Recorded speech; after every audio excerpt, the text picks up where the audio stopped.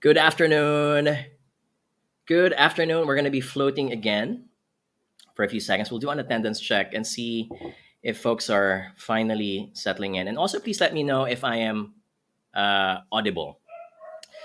So, welcome to our live career talk. We're doing an hour. My dogs are very noisy right now.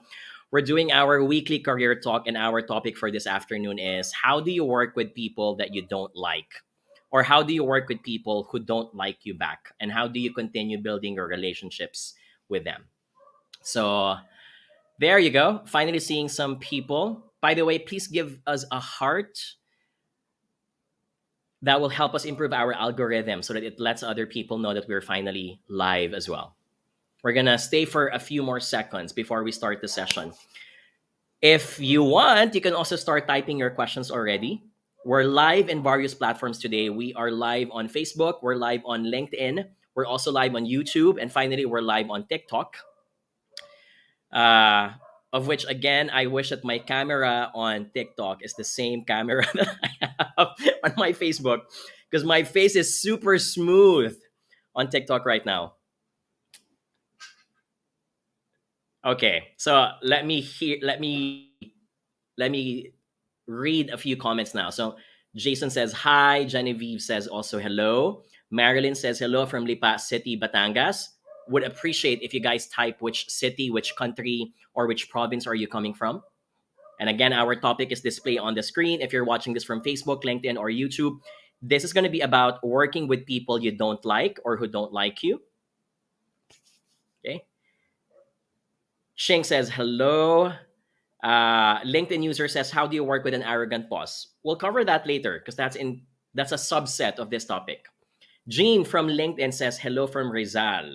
Leia is from Daet in Camarines Norte. Renz is from Imus in Cavite. Maria, also from LinkedIn, says hello from Quezon City. I'm streaming from Quezon City, by the way. I am at my parents' place.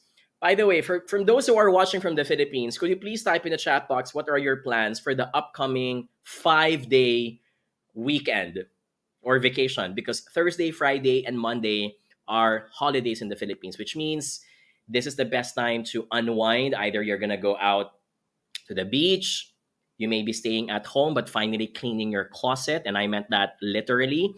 You might be spending more time with your family, whatever it is. 5 days are a lot of time to do things that you wish you would do if only you weren't busy with work. Genevieve says working. Okay. Michelle also says, I used to tune in from UAE, but now back from Philippines for good. Welcome back. I hope you're enjoying your stay back in the Philippines as well. Carola from TikTok says, none, we have work. Rose Skip says, house arrest. Okay. Well, we're living in the age of Netflix. So that means a lot of opportunities to watch.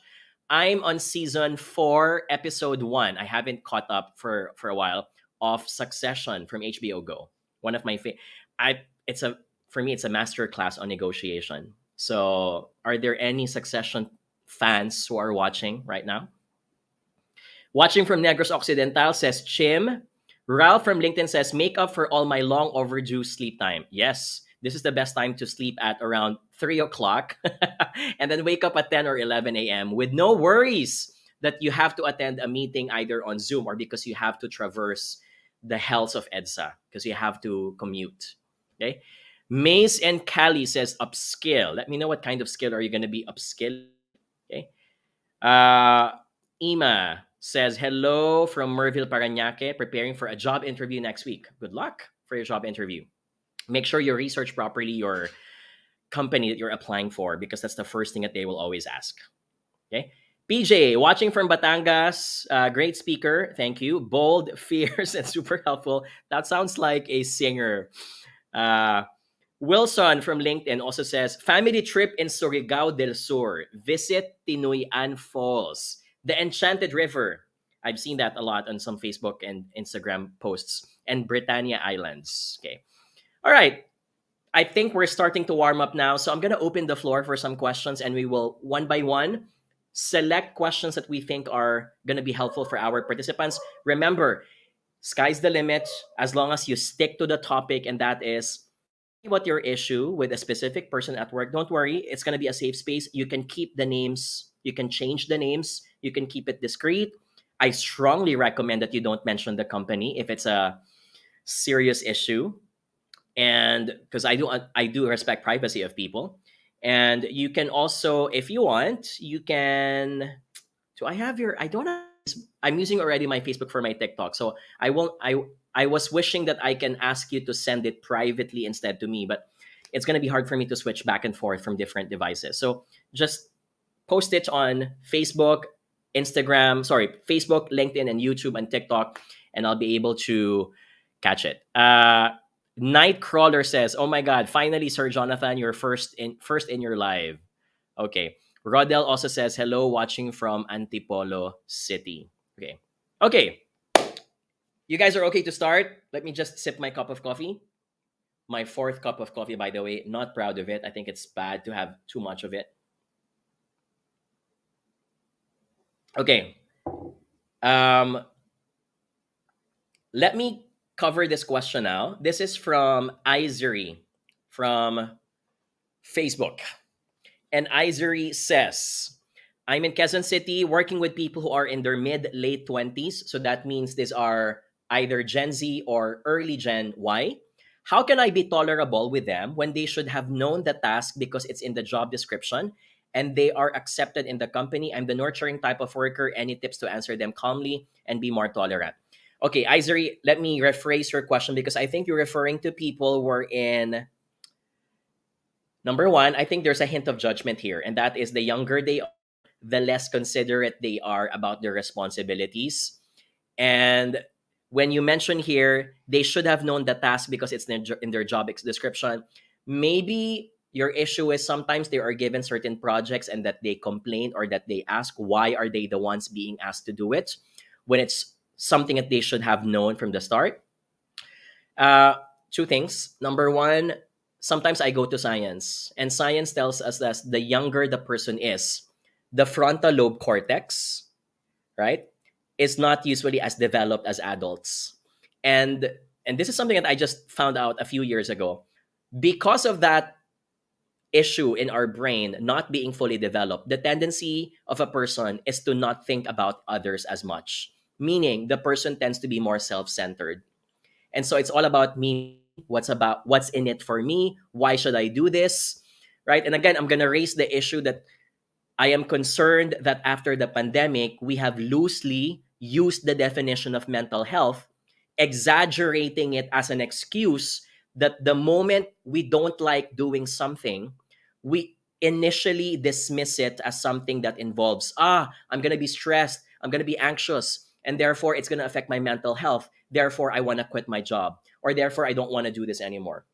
So, those stories are part of the narrative that the younger the person is, the tendency is to not think about the general population, not to think about what's good for the company. So the ability to wear a corporate hat is still missing. So I would encourage you to use that information to gather as much patience as you can. And that number two, build stronger and closer relationships with these people, meaning find something common with them. It could be a TV show, it could be a music video, it could be a K-pop rock star. And the more you find something common with them, the more you become forgivable. And this is not me saying that you have to tolerate all their mistakes, but the more you can understand where they are coming from. The second thing is obviously you have to correct their means and ways. And that is from time to time, even if you're not their boss, be the one who can initiate conversations during lunch, at the elevator, while walking at the pantry, and share your stories, how things were before when you were also in their position. Or my favorite situation is I would usually tell stories, when I was in my 20s, we had to do this, we had to do that. And I'm so happy for you guys because you're so lucky that you don't need to do A, B, and C anymore, that there's already a shortcut to this. And sometimes telling those kinds of stories to people will make them appreciate why things were harder way back then and why are the assumptions and expectations of people versus the young ones are also different. So there. I hope you. So there is no magic pill. For me, it's increase in exposure. For me, it's increase in building relationship. If you rather go to a different route, which is apprehending them 100% that if you don't do X, you'll be fired. If you don't do X, you'll get X, Y, and Z.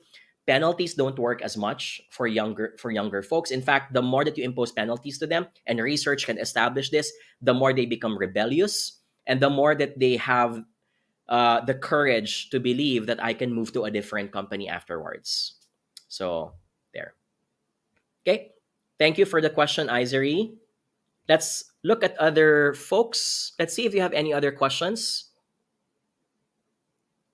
Okay.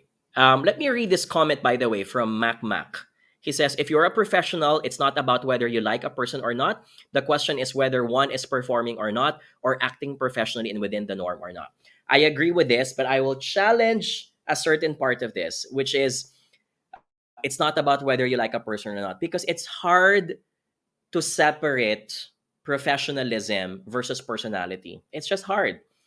If you end up working with the same person for 8 hours or 10 hours, you're seated right next to them. You can't just completely say that you have to ignore the person and you will only talk to them when you need something from them. People are people. We will always talk about food. We'll talk about how warm the weather is.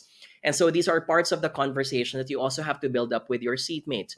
And even if you tell me that it's all about performing, reaching your sales target, reaching your metrics, at the end of the day, at some point in your career, you will be needing something from this person. Whether it's a ball pen, whether it's a glass of water, whether it's asking the person to call someone for you because you will not be available. And those times are going to be very essential for your career. So to each, no man is an island. At some point, we're going to be needing each other. And so you have to build relationships. You have to build trust. And trust becomes the essence of speed when getting things done. Okay.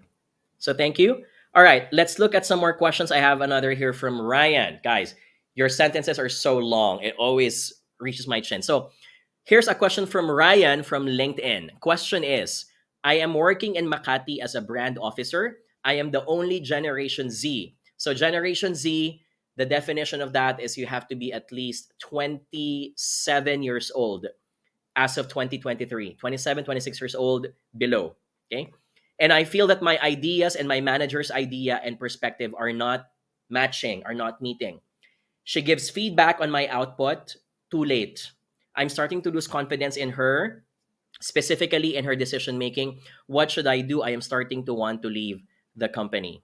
Okay, Ryan, I am not sensing the intensity of the problem to the point that it merits wanting to leave, because guys, I want you to be more strict with your definitions of leaving the company. Again, I don't want us to have this mindset that the moment you have an issue with someone, the automatic reaction is to leave.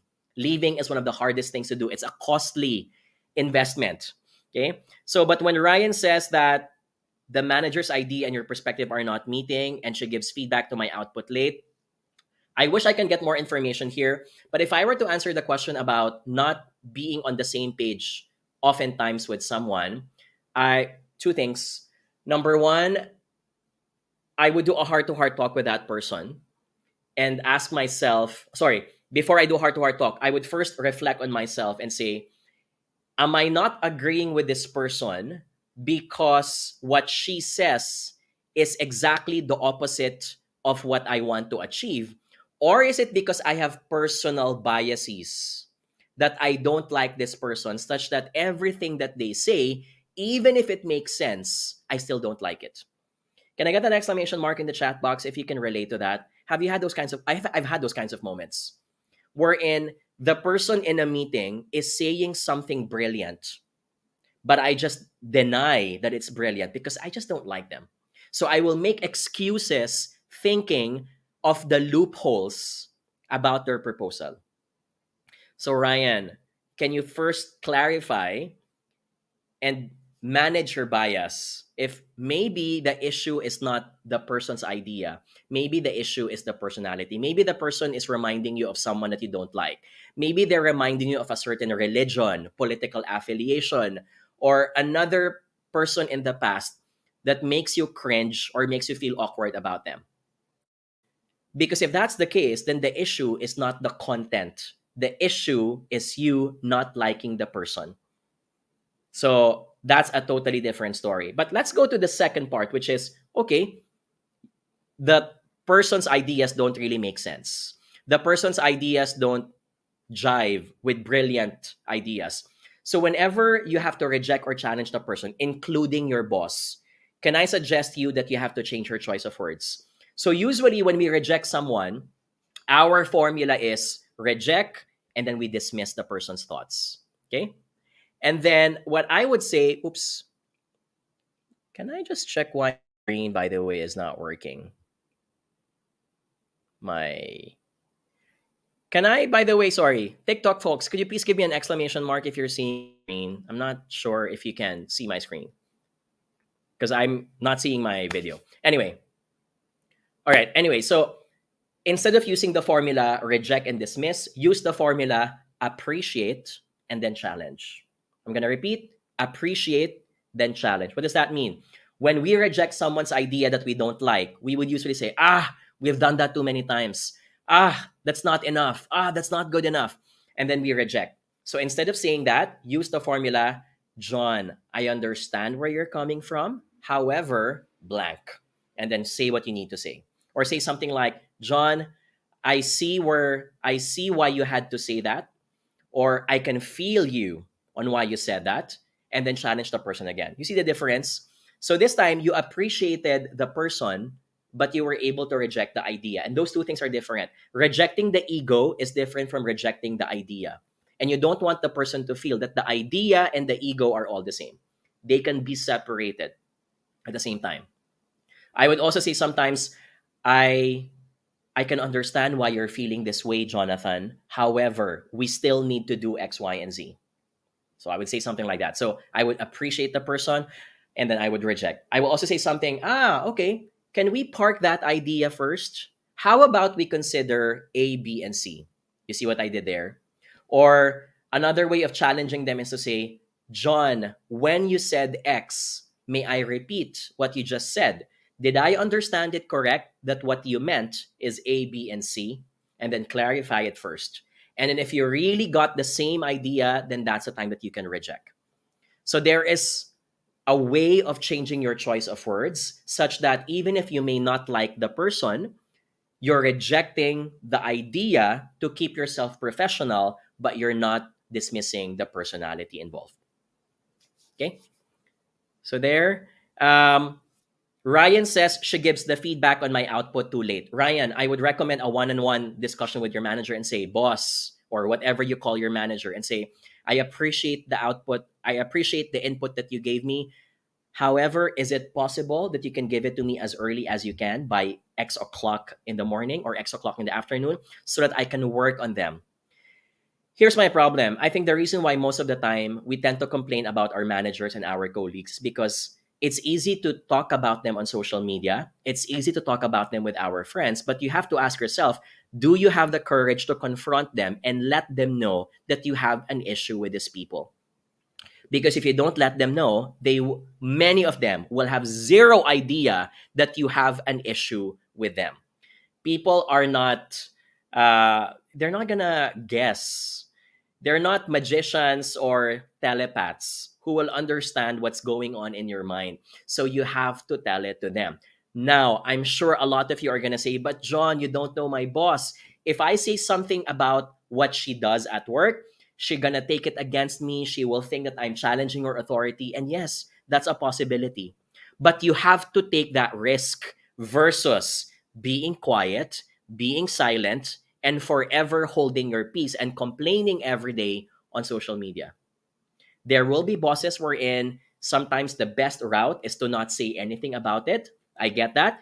But have you even tried and considered to do it with other bosses who maybe are bad managers but are not bad people? Can I clarify that? Some bad bosses can be bad managers but are not bad people. Meaning, you go to their Instagram or Facebook account, they have a family, they have a loving wife, they have dogs. They're very kind. It's just that they don't know how to lead people. And that sometimes you have to be the one to steer them towards great leadership.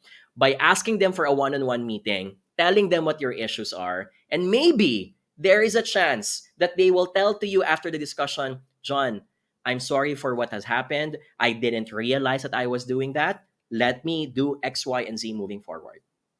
That's a possibility. Okay. And I want you to consider studying if that possibility is a route that you can take because you happen to have a manager who's open minded to comments and to feedback. Okay. And I don't, folks on TikTok, I'm really sorry, but it says here that my video is not showing. I don't know why. I'm not sure if it's over. I think it's overheating because of my microphone. So sorry, but TikTok folks, maybe you can just keep this as a podcast instead. Or you can move on Facebook. You can move instead on Instagram or on LinkedIn. Sorry, Facebook, LinkedIn, and YouTube. My video is all available here. Okay. Ryan, I hope I'm able to answer your question, by the way. Okay, let's cover another question. This is from Jean from LinkedIn. Jonathan, I would like to ask how to deal with people who are older than me. I am a contractor. Okay, there's already a discrimination there. And it feels like I'm being outcast or having a hard time understanding where they are coming from.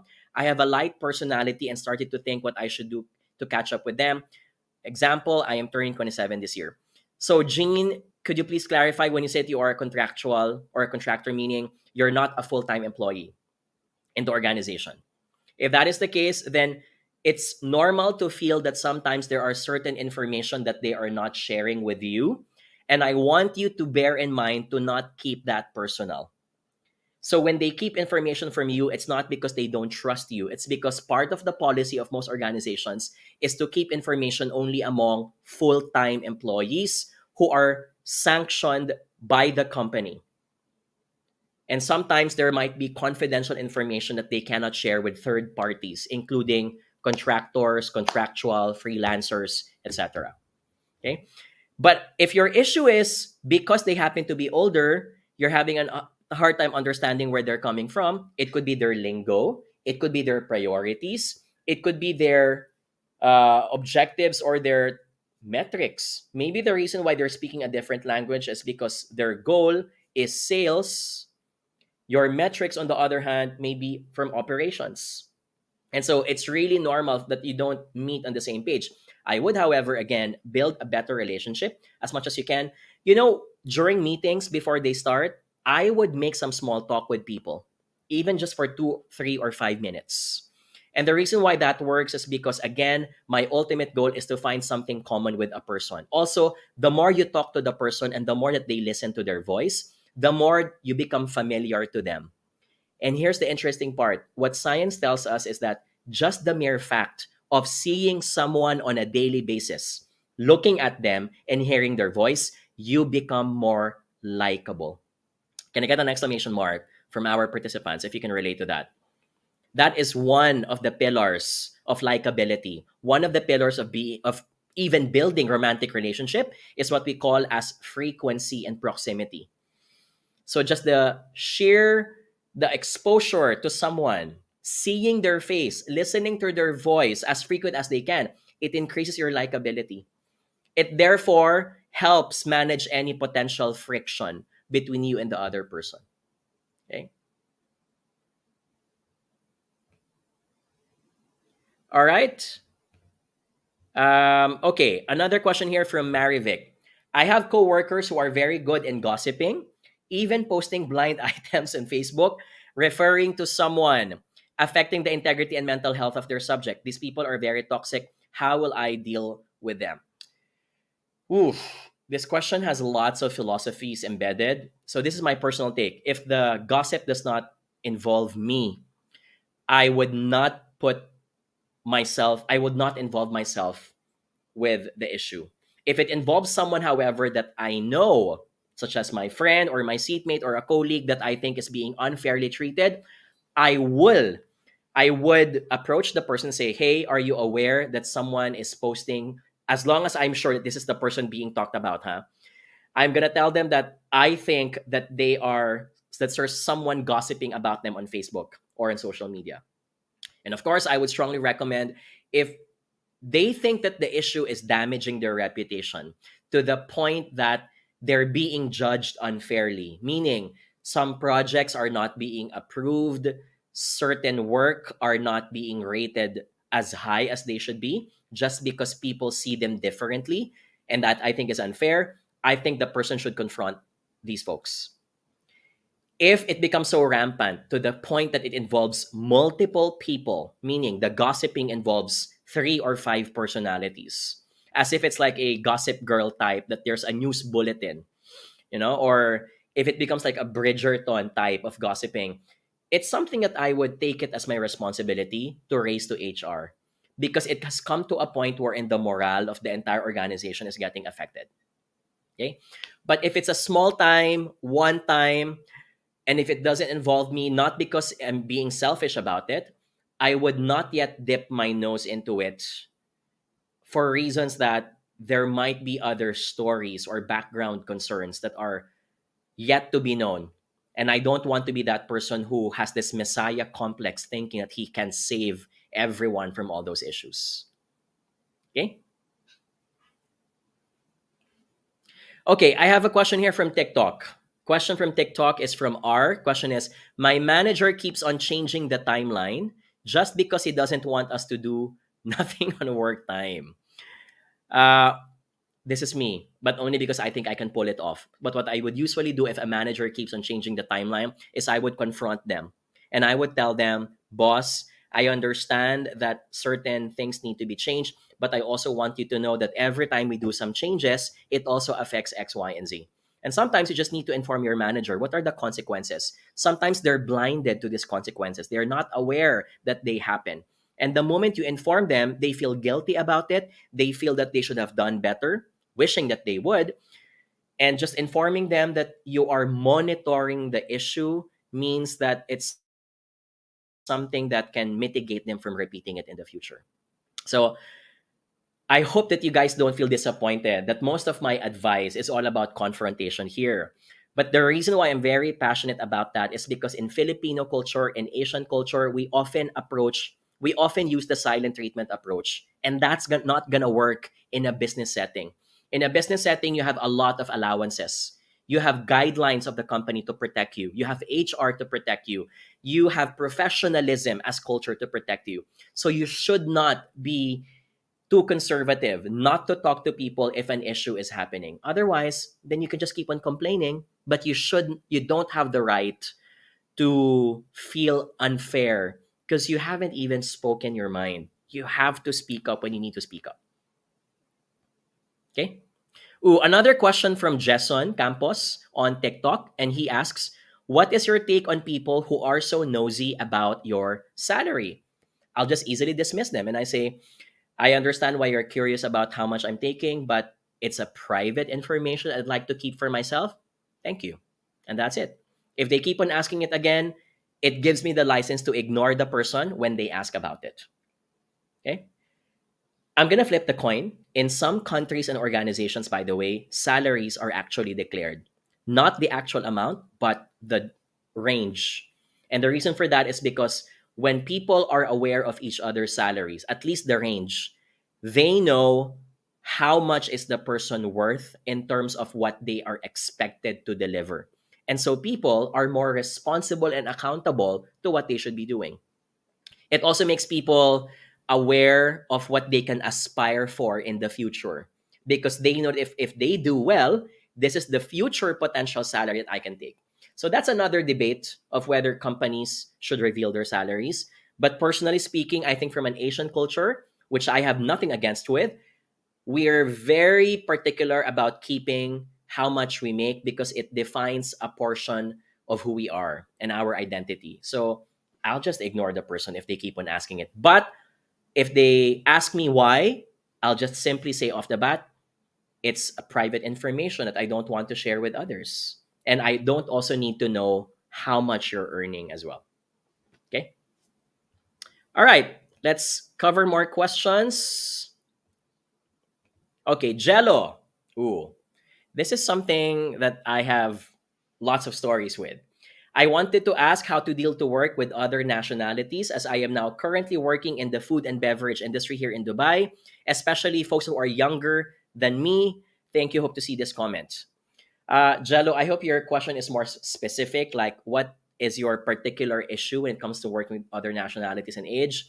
But let me give you an answer that can cover some principles. Three things. Number one, I always a big fan of the statement, my way is not the only way, which means regardless of how I was raised by my parents, by my city, and by my country, I always tell to myself, what you think is uncomfortable or unfamiliar, your place of birth may not be the same uncomfortable or unfamiliar concern in other countries. It might be so normal for them. So if you feel strange about it, it's not them who's wrong. It could be you instead. So take it as a challenge and take it as a way of saying, so that's possible. Therefore, I'm inspired. I want to imitate how they do it, apply it to my own style, and be a better version of who I am. Because I found out a better way of doing it or a different way of doing it. Okay. This also applies for manner of speaking. I'll give an example. This is me being the un-Filipino Filipino. So I'm the type of person who's very confrontational. If your answer is yes or no, or if you think that you cannot tell me the truth, tell it to me straight. You don't need to beat around the bush. So I'll give you an example. I was with my father a few hours ago. We were shopping for a car, and the sales guy from this car company says, "Sir, I'm sorry, but we don't. If you intend to purchase the car right now, we cannot have it delivered in the next 2 weeks. It might take some time." And so I said, okay, so how long?" And then he says, "Well, a bit long." And then I started to get irritated. How long is long? I said, it's more than 2 weeks. Yeah, if it's more than 2 weeks, is it 1 year? Is it 5 years? Is it 10 years? And then he realized that he wasn't being specific. And the answer should have been, which he said eventually, 2 months. And then I said, okay, 2 months should have been your answer from the very start. I was very passionate because this was a company that I did a lot of workshops and trainings for their sales folks. So a part of me feel like you guys are not applying what I taught you. You have to be specific. So this is the un-Filipino in me, because I think most Filipinos, when they answer these kinds of questions, they don't give direct answers. They circle around, right? Because maybe he didn't want to give me a definite answer, because if he says 2 months, I might think it's too long. Therefore, I don't want to buy a car anymore, right? But it was the opposite in my case. If it will take 2 months, then I can just plan my life, identifying what I need to do in the meantime, or what should I do if I don't have a car yet and I have to wait for 2 months. That's what all I need to know. So I eventually told the sales guy, so if it's 2 months, can you sell or can you not sell? It's as simple as that. I felt a bit bad because it came to a point where I feel I was scolding a child. And this guy was like in his 20s. The sales guy was in his 20s. I'm nearing my 40s now. So I had to backtrack a bit and let go of my irritation. Right? So my point here, Jello, is sometimes being self-aware of who you are and how the other person is different. The other person is different not because they want to particularly irritate you, not because they woke up this morning saying, aha, I want to piss off Jonathan today and therefore I will act like this. They don't think like that. I think most people don't think like that. When they operate and they speak and they act a certain way, it's because they're in autopilot mode, because their culture dictates them to be like that. So now the only controllable part on your end is that, number one, you are aware that you cannot change this person overnight, and maybe you cannot even change them after a few weeks or months. So the number two is, the other thing that you can control to adjust is how you react to the person. You change your perspective. Here's where you can be more forgiving. Here's where you can be more lax. But third, be forgiving, but also be confrontational in sharing your feelings with others. So again, if I'll give you another example. When I was working in this particular country, I will not say what this country is. It's not Malaysia, by the way, because I love Malaysia. But when I was working with this specific group of folks from this country, they were the type of people wherein they will not confirm that they have received the emails. And these are critical emails, huh? These are not emails that you can just ignore. You have to say, noted, I have received it. I'm going to submit the report by 5 o'clock. So the moment they receive the email, they'll ignore you. But when you get back to them and you call them up and say, did you receive the email? They will say, yeah, I received it 2 hours ago. Don't worry. So there's a difference of expectations here. So over time, I had to explain to them, Miguel, Anna, Sheila, I understand that you're comfortable that every time I send you an email, you don't see the need that you have to reply to it. But can I make a specific request instead? In my case, I need to get your confirmation because I am concerned that sometimes the email does not get sent properly and gets lost in translation, or the inbox is full, or because the internet connection is not doing well. I hope it's not too much to ask that every time I send an email, you need to confirm and clarify if you have understood everything. This gives me peace of mind, and this also allows your other teammates to be able to get back to work with confidence that the project will be submitted on time. So a simple discussion like that dramatically changed how they saw it. And one of them said, I didn't see it that way. The reason why I did not need to reply was because I thought it's a given. It's something that's expected. And I think it's too formal if I have to reply saying that I confirmed it. And I told the person, no, it's not too formal. It's necessary. So please do reply and confirm it on your emails. Those little things that we immediately dismiss, sometimes a quick 2-minute discussion can save it and can change your relationship with a person. Okay? All right. Okay, let's cover this another question. This is from Facebook from Rani. I submitted a report on my boss's sister who submitted a fake diploma. I submitted a report on my boss's sister, okay, who submitted a fake diploma and even admitted it. How would you deal with a boss who's always gaslighting that said, you are a very competent person but unethical because I did not help her? How would you handle it and be visible to my boss? I am up for possible promotion. Okay, Rani, I'm going to ask for some forgiveness here because there are certain sentences that I don't understand. I submitted a report on my boss's sister who submitted a fake tip. Can you tell me who's who? Okay, Rani, can I just give you a few seconds? Could you please rephrase your statement? Because I don't know who's at fault here. Okay? I want to give you the best answer that I can give, but I need to understand what the question is. Okay? Rani, I hope you give me another chance. So please rephrase that. Okay, let's cover one more question. Let me read one on TikTok. Someone's asking, is real-time promotion okay, even if the person is not eligible? Two things. You should never promote a person if they're not ready at all. It will only damage a big part of the company because the person is given expanded scope of work, and yet they will likely fail because they don't know how to manage it. Number two, it will only cause unfairness and therefore disappointment from other team members, making them feel disengaged. And number three, a person who is promoted without the eligibility means that they are being favored for personal reasons. It could be because they are friends with the owner. It could be because they are best friends with HR. And that for me is unethical and not excusable at all. Okay? Okay, Maricon says, is it okay? Okay, in Tagalog, the question is, okay lang ba na i-date ng manager ang resignation date ng kanyang tauhan? Okay, Maricon, I think, is asking, is it okay that the manager changes the date of my resignation? And the answer is no. From a legal perspective, if you tender the resignation on a specific date, because it's your decision, it should be on that specific date. I think the reason why they're changing your date is because they want you to continue working, or from a technical perspective, it could be an issue of releasing your salary. You have to negotiate and I'm not going to use the word fight back, but you have to clarify the reasons why. Because from a legal perspective, you decide when you resign. And by the way, resignations are not for approval. I mentioned this in one of my TikTok videos and one of my reels. Resignations are not FYI. They are not FYA. They are FYI. No one has the right to decline your resignation.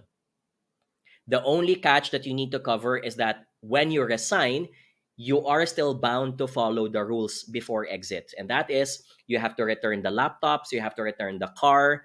Some people require an exit interview. Some people require you to turn over your deliverables. And under Philippine law, for example, if you are unable to do these things, you are technically in debt to the company, which means that the company has the right to withhold your last month's salary. Okay? If you're willing to forego the last month's salary, then go. Okay? Just also make sure that this company is gonna obviously record that you were missing in action and that you have not properly exited the company. If another company asks for your record from your former company, that might not do you good reputation at all. Okay? All right, another from Minari. How do you deal with a supervisor that's very hard to read? I couldn't grasp their personality because they're irritated and pissed off most of the time. I also received cold treatment and was the only one getting scolded always. I ended up resigning because it was traumatizing. Okay, two things. Number one, sometimes we don't think a person sometimes we think that a person doesn't like us, but if only we got to know them better and if only we ask them, we realized we made a mistake of judging them. So Minari, my question is, it seems like you've already left the company, but may I just clarify, before you left, did you exhaust all means, meaning did you confront your manager and ask them? Maybe you could have asked this during your exit interview because there's nothing else to be concerned about. You're leaving anyway. I would ask my boss, when I was still working in the company, I've noticed you do X, Y, and Z. Is it because you have issues with me? Is it because you have, I sense that there is a tension between the two of us? It would be great if you ask this question from your manager. Okay? Because sometimes we project our culture to the person. And I will raise this again, my dear Filipinos and dear Southeast Asians. We're a very fun-loving people. We often prefer that there's always laughing, there's always smiling. And then when we see someone who doesn't smile anymore, who doesn't laugh, or who doesn't put emojis in their emails, we automatically dismiss them that they are bad people, which isn't the case. Some people are poker face, not because they are bad, it's just who they are. It's just how their facial muscles are. So I'm going to encourage Seminary to reflect.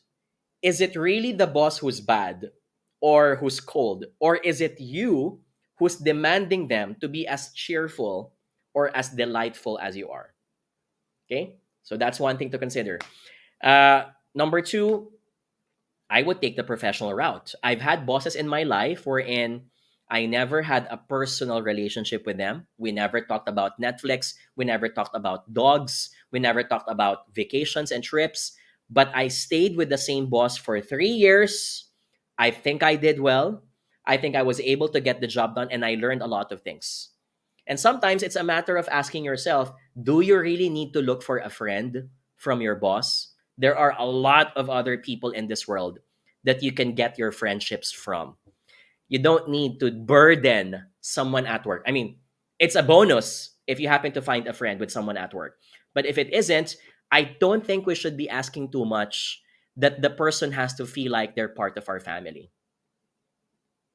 Okay? If there's one thing that I have to call out here, Minari, you said, I also received cold treatment and was the only one getting scolded. So I'm going to flip the coin. Sometimes when you're the only one who's being not treated properly, it's probably because you're not stepping up to the plate or you're not meeting certain expectations. I have to be fair because most of the time, people don't want to scold just because they want to do it.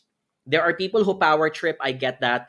But remember, guys, releasing bad energy is not something that people want to do first thing in the morning. So when people scold you, there must be a reason behind it. There must be an investment of energy for them to decide, I'm going to be violent with this person. So maybe think twice. Is the person a bad person or is it because I have been disappointing them with my performance? I'm just not aware that I am not living up to their expectations. And maybe your boss also does not have the courage to tell that to me directly. They would scold me, but they will not tell me that I am not meeting X, Y, and Z. Okay? All right. Let's cover some more questions. Another question here from TikTok on KI is asking, is it okay to ask a boss, what can you do to make them regularize you in less than 6 months? It is possible to be regularized in less than 6 months if your boss happens to be the business owner, which means that they have the power to change the contract as much as they can. If this is a corporation or a company, however, I do think it's very challenging for two reasons. Number one, they have to apply it as a uniform rule across all employees. They cannot make just simple exemptions. Okay, that's one. Number two, the reason why companies impose 6 months is because that is the average amount of time that the person has proven that they are worthy of being part of the company. They've shown their performance, they've shown their loyalty, etc. And it's also when you are only eligible to get your insurance, your vacation leave, etc. Okay, so quick answer, it's legal, it's allowable if the person granting it is the same person who has the power deciding everything for the company. But otherwise, it's going to be challenging. I haven't seen that in my career yet. Okay. All right. Nell is asking if my contract, Jonathan, if my contract from LinkedIn, if my contract has a non-compete clause, after 8 years, I decide to resign.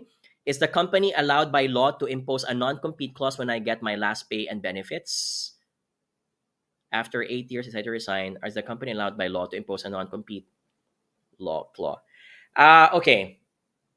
So you've been in the company for 8 years. You're asking this probably, Nell, because you're moving to a company that is a direct competitor. Unfortunately, if this is a contract that you have signed, and if the contract says, regardless of how many years you stayed in the company, you still cannot work for a direct competitor in the next 6 months or 2 years, it is a contract that you have to follow. Don't get me wrong. There have been a lot of court proceedings, you can check them online, wherein the court intervened and that they nullified the clause of the company. But of course, it took a lot of complications that there has to be a settlement, it has to be raised to the court, lawyers were involved, etc. So, easiest route, follow the employee contract. There is a reason why you have been asked to sign it. Okay, I can't talk much about the legalities because I'm not a lawyer, but a contract is a contract, and I don't think you need to be a lawyer to understand that that is something that you can't just simply outskirt. Okay, if your question is the company allowed by law to impose a non-compete clause when I get my last pay and benefits? Nell, I think you're implying that if you move to a direct competitor company afterwards, will they forfeit your last pay and benefits? Okay, this one I'm going to impose a technicality because the Philippine law states that no company must withhold the last month's salary if a person resigns. The only time that they can withhold it is when the employee has debts. Debts meaning the laptop is not surrendered, the car is not surrendered, a salary loan was not paid, certain projects were not turned over properly, and the project involves revenues, potential revenues. So the company can withhold. I don't think, however, that this non-compete clause is an issue for withholding salary. Okay? That's my theory behind it. I would recommend that you consult a lawyer for this. Okay? Oh, someone's asking, how can you convince your employee to retract their resignation? So this is a question from Deku. Is that Deku from My Hero Academia, by the way, from TikTok? I'm stumped. The reason for that is because when someone signs a resignation, they've probably made up their mind and there's no turning back. It's usually hard. Even if you give counter offers, most people don't go back anymore because they've made up their mind. It's either because they have signed on to a new company and also because they have, it's the emotions are just so strong that they don't want to go back. If, let's say, theoretically, you have an opportunity to make this person come back, please make sure that you promise and you fulfill that everything that this person left for are going to be corrected. If they left because they have a toxic boss, if they left because everyone is working past 8 p.m., you have to correct these things. Otherwise, it was just lip service. And it's so unfair changing and altering a person's life, making them go back to a company, but you haven't done your part. Okay? Okay. Rani. Okay. Oh, there you go. Rani has finally wrote their question. Ang boss ko, merong kapatid na nagtatrabaho din sa company, pero nag-submit ng fake diploma. I submitted a report regarding the fake diploma to the... Okay. Gotcha. So Rani's telling now, for our viewers who may not be understanding in Filipino, Rani's boss has a sibling who's also working in the company, and he found out that that sibling submitted a fake diploma, and he reported that perhaps to HR or to authorities. How would you handle it and still be visible to my boss? Okay, Rani, I'm gonna say this to you now. That boss will always take this issue personally. Okay, it's personal. And for whatever reason that you did it, and it's good that you did it from an ethical perspective. I will challenge if it's the right thing to do from a strategic perspective. Okay? So this is the type of situation we're in because you've done something to the sibling of the boss, and the boss will always find a way to get back on you. It is normal to expect your promotion can be sidelined. I'm not tinatakot, ah. I'm not trying to threaten you, but it is a very high chance of possibility. Okay? Especially if they felt that that was my sibling, that was my sister. Okay? Number two, I think it could be a question of time on how they will forgive you and how they will go back treating you normally again. If I were just to fast forward, if in 6 months or 8 months, the boss continues to treat you wrong because of what you did, here's where I would ask you, consider plan B options. It's either moving to a different department, floating your resumes as early as now as a contingency plan. And number three, of course, I'm not asking you that you have to leave. I'm not telling you that you're going to be fired. There is no reason for you to be fired. In fact, you did something good for the company, but it's just an issue of how the boss is going to treat you. I would do a heart-to-heart talk with your boss. And I will tell them, one, why did I do that? And remember, it's hard to dispute facts, right? It's hard for a person to defend why is faking a diploma good. And as long as you make them feel guilty that they did something wrong, right? They don't have the license to get back, to talk to you back and say that you've done something that is not expected. It's wrong. Lying with your credentials for education is always going to be wrong. Okay? I would, however, number two, when you make these heart-to-heart discussions, involve HR. And in your trio discussions, try to make HR aware that you are concerned that because you've done a report like this, you feel that the manager is now doing X, Y, and Z to you. So this can start triggering the HR that if the relationship cannot be corrected, if the relationship cannot be resolved, maybe you can be moved to a different department. Or maybe you can be moved to a different team instead. Okay. Again, this is my philosophy, Rani, because like this, it's just not something that people will forget. They will take it personally. Okay. So either pasok sa tenga, labas sa kabila, for whatever the person will say. Or number two, if you think that you cannot afford to move to a different job, if you're not liking this boss anymore, then treat it as professional as you can. Do as much as you can every day. Be good in what you do. Involve HR by documenting as much as you can your emails, document your phone calls, document your conversations on SMS, so that if you have proof and evidence that this boss is treating you unfairly just because of reporting a fake diploma, you can tell it to HR. My plot twist, baka mamaya sabihin ni Rani, John, the HR is also my boss. Okay? That's gonna be a difficult situation. It's the type na wala nang balikan. Ang question ko though is, even if it's the right thing to do, may I ask what's the reason why you reported the fake diploma? And what is the reason for that as well? Para lang ma-appreciate ko yung total complete story as well. You can send me an email, by the way. You can check on it. Okay, let's capture 2 more questions before we end the session. Let's okay, question from TikTok again from Fred. How can you adapt easily in a fast Okay, I think this is an incomplete question. Let's go back na lang to Facebook. Here's a question from Audie. How to deal with a boss who does not recognize your contributions or efforts to the company for years?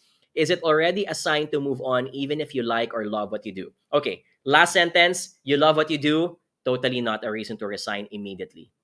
Okay? It's hard to find a job these days that you love doing. So please don't quit just because you have a boss who's like this. So again, Audie, you may have heard me say this too many times in my career and in today's session. Question, have you confronted your manager? I would list down all of your achievements and try to document what exactly did your boss say to you when you had that accomplishment, and have a heart-to-heart discussion and say, when I did X, Y, and Z, I would have appreciated if you did A, B, and C, but nothing happened. May I ask why? Or you can say also, boss, when I accomplish X and you do not acknowledge it, I feel this way.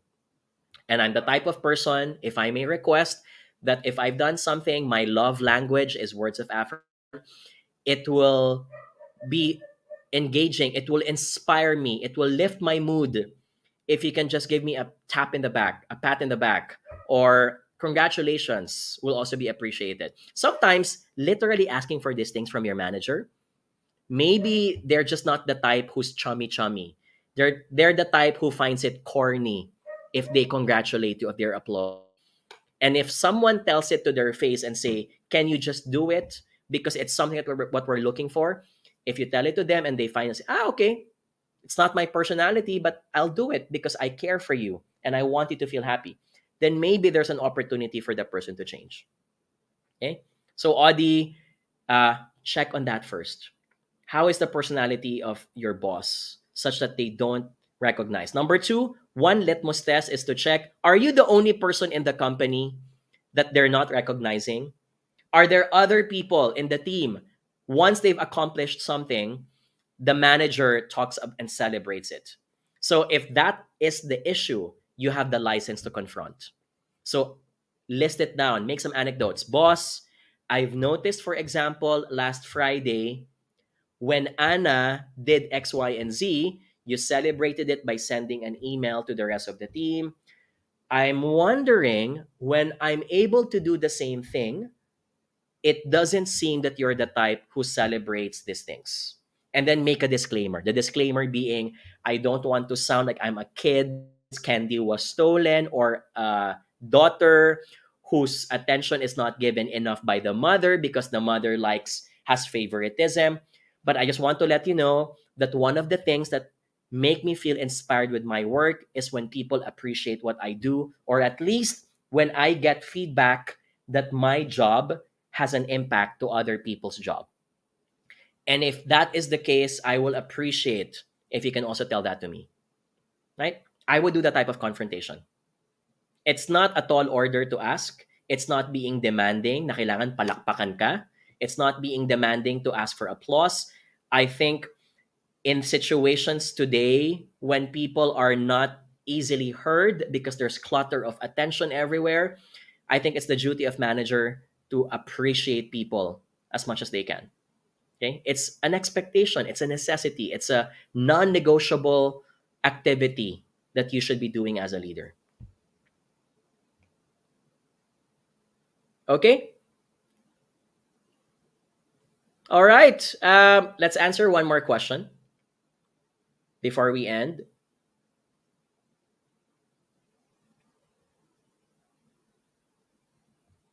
Okay, Charles Paul. Ooh. Charles, are you the same Charles I've seen a few years ago in our webinars? Maybe. Okay. So Charles Paul says this. What if you like the person's attitude outside of work? Meaning you can be friends. You can be friends at the beach, you can be friends at the club, but you do not agree with their working attitude. How do you deal with this two worlds dilemma? I will sound as if I'm not giving advice, but this has happened to me many times. You know what I would do? I would keep the relationship as is. Meaning, if I'm invited for a Friday night out for drinks, for coffee, I'd go because I love hanging out with this person. But if I disagree with this person's ideas at work, I will raise it. I will say it. I will speak up my mind. And the reason for that is because if it is true that this person is good friends with you outside work, then they will not take your comments at work personally. That's a litmus test. If they will take it against you, then it's not worth hanging out with this person after office hours anyway. Why are you spending time with this person if they're faking? And I don't like those kinds of people as well. Like two-faced people wherein it's okay to hang out with them afterwards, but they will forget about what happened at work. And don't get me wrong, I think we should abandon our work when we're having dinner or drinking with someone at night.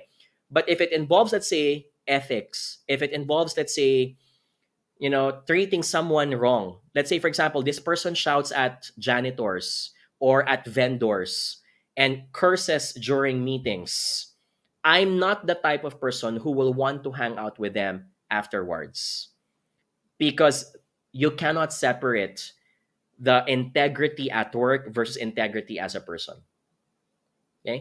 And by the way, there are other people you can befriend. I think there are 6 billion, 5 billion people eligible to become your friends.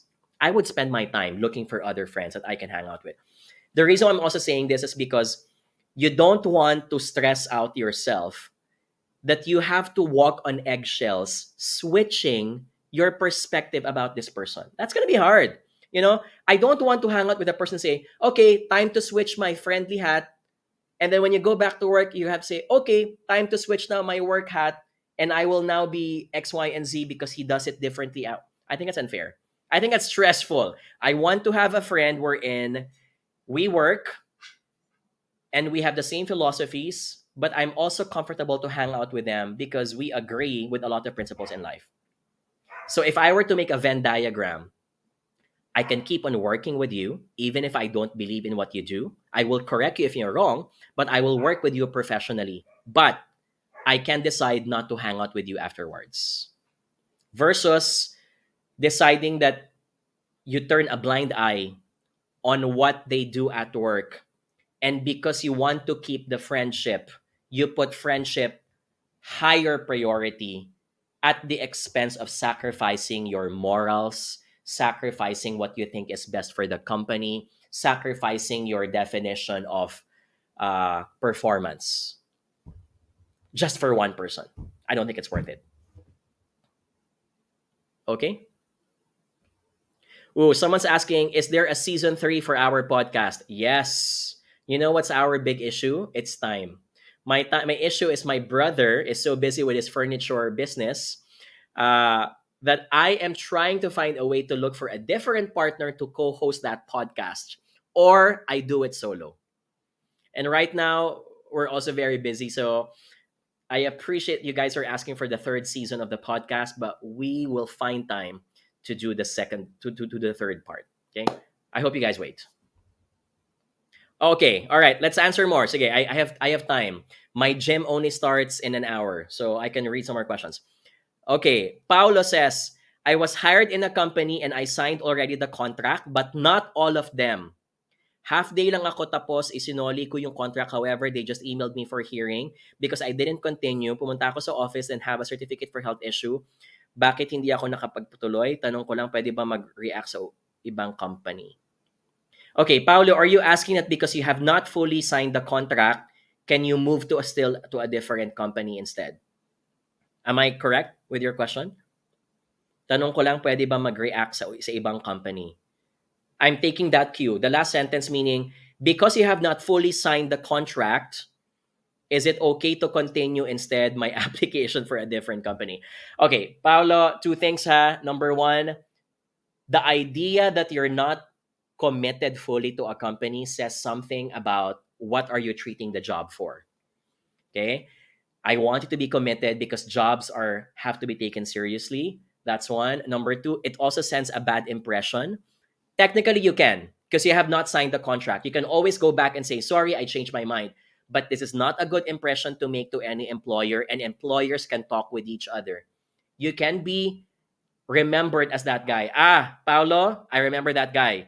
Be careful about him. I warn you, that's the guy who was about to sign the contract but did not continue because he changed his mind. You don't want to have that reputation within the industry.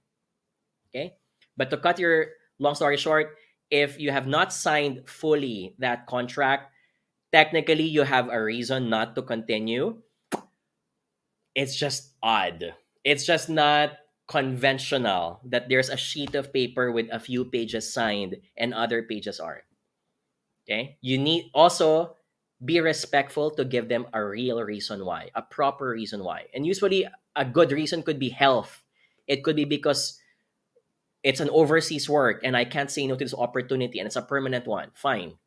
But remember that the cost of it is your reputation. People will earmark you as that guy who's not committed to a job that they're signing up for.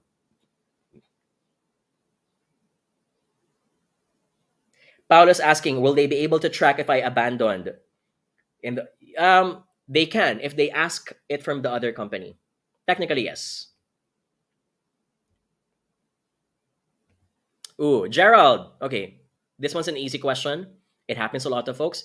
How do you handle a sudden big change in an organization that did not meet your expectations? Example, change in the org structure, losing good leaders, etc., changing your position. That happens. You guys already know the answer here. Most people leave. They leave after a few months of testing the waters if they can still manage the change. And most of the time when changes in the structural organization happens, the management is already aware that they are deliberately weeding out certain people. You're expecting people to leave. Sometimes to a point that they are making the changes so drastic because they want to quit. It's normal. But in your case, if you want to stay in the company because there are other good things about it that you don't want to leave, don't quit immediately. Give it some time. Give it 2 months, give it 3 months. Consider doing a different project, consider a different team. So you can tell to yourself before you quit, I have exhausted all means. I have no regrets. That before I left this company, I gave it a chance. Okay?